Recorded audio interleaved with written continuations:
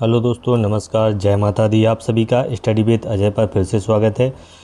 अतिथि शिक्षक से संबंधित कुछ महत्वपूर्ण अपडेट्स यहाँ पर आई है और उससे संबंधित ये वीडियो आपके लिए रहने वाला है। काफ़ी महत्वपूर्ण है क्योंकि आप सभी जो अतिथि शिक्षक जिनका चयन हो गया है वह जैसे ही इस विद्यालय में जा रहे हैं तो वहाँ ज्वाइनिंग की सबसे ज़्यादा यहाँ पर समस्या आ रही है। सभी का ये समस्या है, सभी के कमेंट हैं कि जाने के बाद शाला प्रभारी के द्वारा उनको ज्वाइन यहाँ पर नहीं करवाया जा रहा है।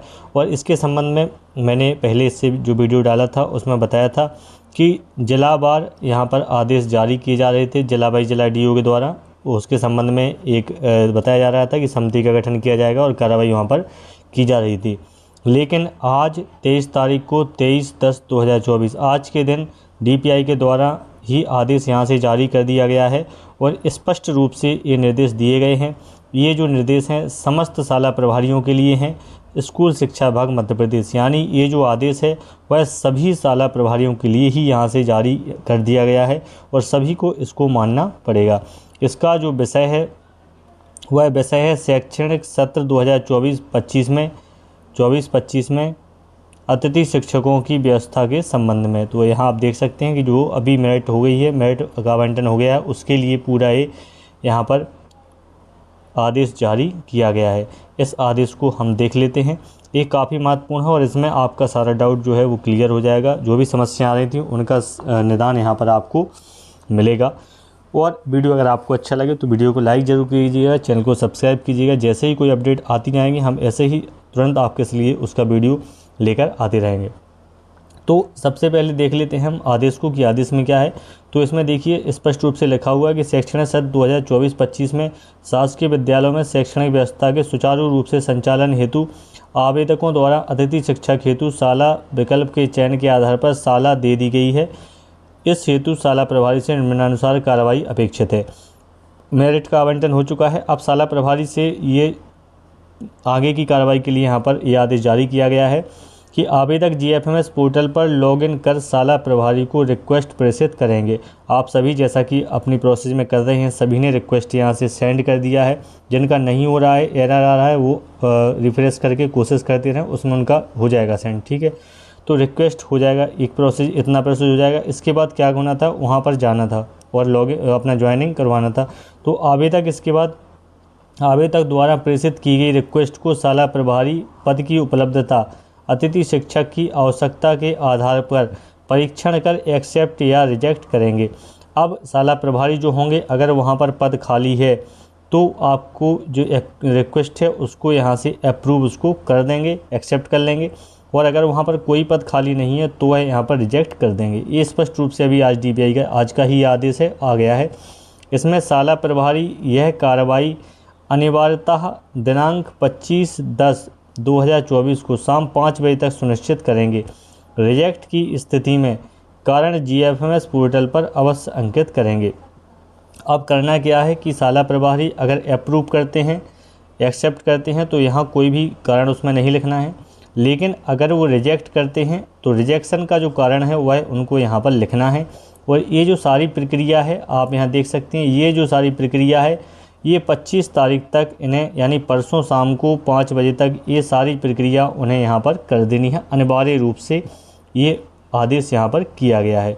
तो 25 तारीख तक ये पूरा क्लियर हो जाएगा। अब बात करते हैं कि जिन बच्चों को यहाँ पर ज्वाइन नहीं कराया जा रहा है तो वो परेशान हो रहे थे कि कहाँ जाएँ, क्योंकि डीओ के पास जा रहे थे और डीओ जो इसमें कुछ मदद ज़्यादा नहीं कर पा रहे थे। ठीक है, और अब ये डीपीआई का जो आदेश आया है यहाँ से कुछ आपको राहत मिल जाएगी। क्योंकि अगर यहाँ से याद देखिए, अगर आपका अप्रूव हो गया है और अगर आपने ज्वाइन कर लिया है तो कोई समस्या ही नहीं है, फिर तो आप जाएंगे स्कूल में, आपका ज्वाइनिंग वहाँ से हो जाएगा। अगर आपका रिजेक्ट हो गया है, समस्या है रिजेक्ट की कि यहाँ पर जब मना कर रहे हैं शाला प्रभारी तो आप उनसे वो रिजेक्ट करेंगे। तो रिजेक्ट करने की ये जो चिंता है वही ज़्यादातर जो अभ्यर्थी हैं उन लोगों को है कि अगर रिजेक्ट कर दिया तो फिर क्या होगा, या रिजेक्ट करवा दिया जाए। वहाँ से कहा गया है कि कंडीशंस हो रही हैं, कई जगह से ट्रांसफ़र होकर कोई आ रहा है और शाला प्रभारी के द्वारा भी बताया जा रहा है कि कोई टीचर यहाँ पर आ सकता है। ऐसी तमाम स्थितियाँ सबके सामने आ रही हैं। तो कई बार शाला प्रभारी कह रहे हैं कि हम यहाँ से रिजेक्ट कर देंगे, तो आपको सेकंड काउंसलिंग में मिल जाएगा। तो ये पूरा आदेश उसी के लिए ही लगभग जारी किया गया है, क्योंकि ये रिजेक्ट करेंगे उसका कारण लिखेंगे, कारण में अंकित करेंगे। इनके यहाँ अगर कोई ज़रूरत नहीं है या छात्र संख्या कम है तो उसका ये पूरा कारण यहाँ पर लिखेंगे। अपना कारण लिखने के बाद क्या होगा कि जिस बच्चे का यहाँ पर रिजेक्ट किया जाएगा उसको निश्चित रूप से अगली जो सेकंड लिस्ट यहाँ से आना बिल्कुल तय हो जाएगा, क्योंकि ये जो अभ्यर्थी होंगे इनके लिए दूसरी सूची यहाँ निश्चित रूप से जारी की जाएगी, क्योंकि इन्हें एकदम से यहाँ से नहीं हटाया जाएगा इसमें, क्योंकि अभ्यर्थियों की कोई गलती इसमें नहीं है। तो यहाँ रिजेक्ट के आधार पर उसका जो अभ्यर्थन है वह यहाँ से कैंसिल नहीं होगा। तो इसमें जिनका रिजेक्ट हो जाएगा उनको ज़्यादा आप चिंता मत करिएगा, क्योंकि आपको यहाँ से सेकंड काउंसलिंग जो होगी उसमें निश्चित रूप से आपको यहाँ मौका मिलेगा और आपका आवंटन स्कूल का वहाँ से हो जाएगा। आपने बहुत सारे स्कूल भरे होंगे और उसी के आधार पर ये उसको अपडेट करेंगे, और जो आपने सेलेक्ट किए थे उसमें अपडेट के बाद 25 तारीख के बाद वो जो सालें भरी हुई हैं वो उनको वहाँ से हटाएंगे। बची हुई सालों में आपके मेरिट के हिसाब से आपका आवंटन हो जाएगा। तो आपको ज़्यादा इसमें परेशान नहीं होना है, ये बहुत अच्छी चीज़ है। और इसके साथ ही साथ ये भी क्लियर हो गया है कि जो सेकंड काउंसलिंग है, अब सेकंड काउंसलिंग आने के चांस बहुत ज़्यादा हो गया है, लगभग आना ही आना है अब सेकंड काउंसलिंग, क्योंकि ये समस्या 2-4 लोगों के साथ नहीं है, ये बहुत सारे अभ्यर्थियों के साथ है।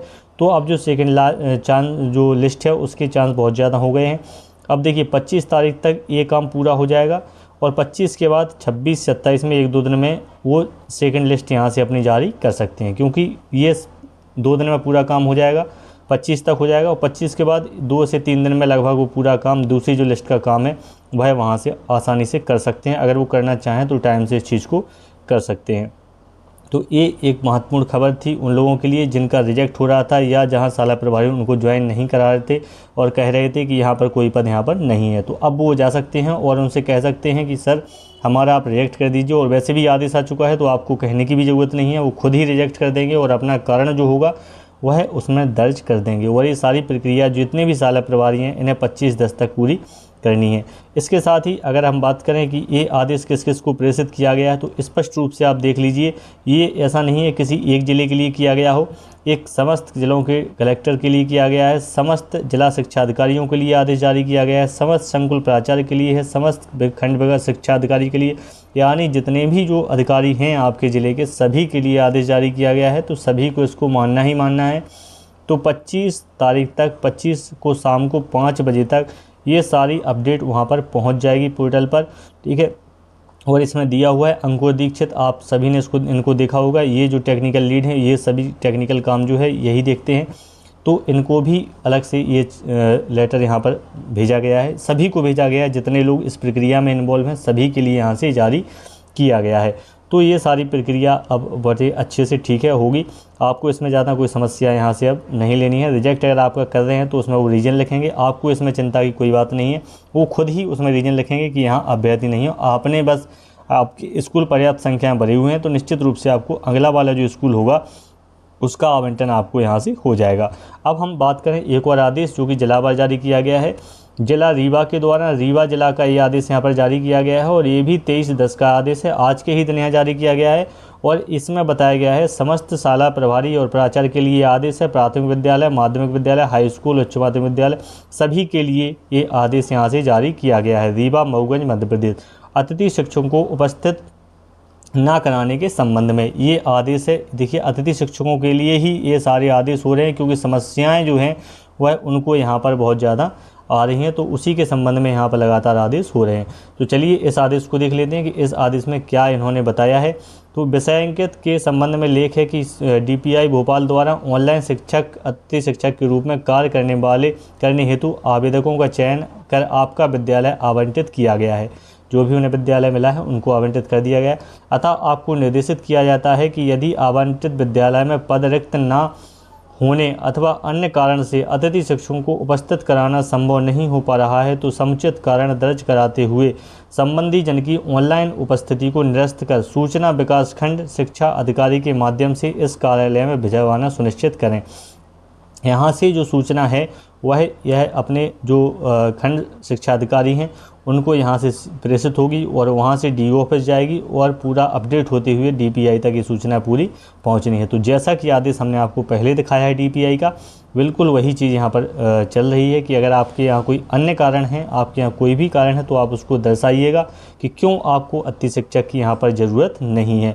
उसी हिसाब से सेकंड काउंसलिंग के जो चांसेस हैं वह यहाँ पर बहुत ज़्यादा दिखाई दे रहे हैं, क्योंकि अगर आपने ज़्यादा स्कूलों का यहाँ पर चयन किया होगा, जैसे मान लीजिए आपने सीरियल करके 1 2 3 4 आपके स्कूल हैं और पहला स्कूल आपको मिल गया था और यहाँ पर अब जगह 0 हो जाएगी, तो आपका जो सिलेक्शन है वह इस स्कूल में होने के चांसेस यहाँ पर हो जाएंगे। तो सेकंड लिस्ट के चांस जो हैं वह भी यहाँ से ज़्यादा बन रहे हैं।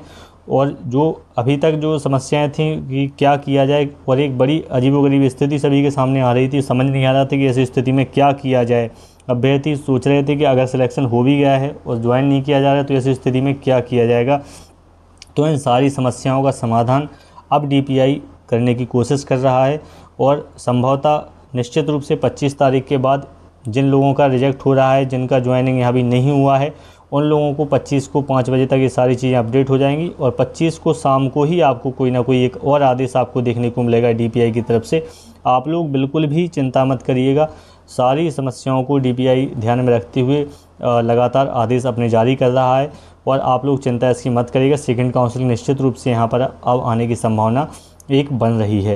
तो ये सारी अपडेट्स इस वीडियो में मैं आप सभी को देना चाहता था, और मुझे विश्वास है कि इससे आप सभी का जो टेंशन जितनी थी, उद्देश्य था कि आप सभी की जो जिज्ञासा थी कि आखिर ऐसी स्थिति में क्या किया जाए जबकि कोई सुनने वाला नहीं है और प्राचार्य के द्वारा ज्वाइनिंग नहीं दी जा रही है, तो ऐसी स्थिति में क्या किया जाए, इसके लिए ये सारा वीडियो मैंने आप सभी के लिए बनाया है। और आज के ही जो आदेश थे वह सभी मैं आप सभी के लिए सभी जो आदेश हैं, आज के 1 2 आदेश हैं, मैं आपके लिए लेकर आया हूं, और उम्मीद है आपको ये वीडियो अच्छा लगा होगा। वीडियो अच्छा लगा हो तो वीडियो को लाइक ज़रूर कीजिएगा, चैनल को सब्सक्राइब करिएगा। जैसे ही नेक्स्ट अपडेट और कुछ भी आता है तो वह हम आप सभी के लिए सबसे पहले लेकर आएंगे। मिलते हैं नेक्स्ट वीडियो में। नमस्कार, जय माता दी।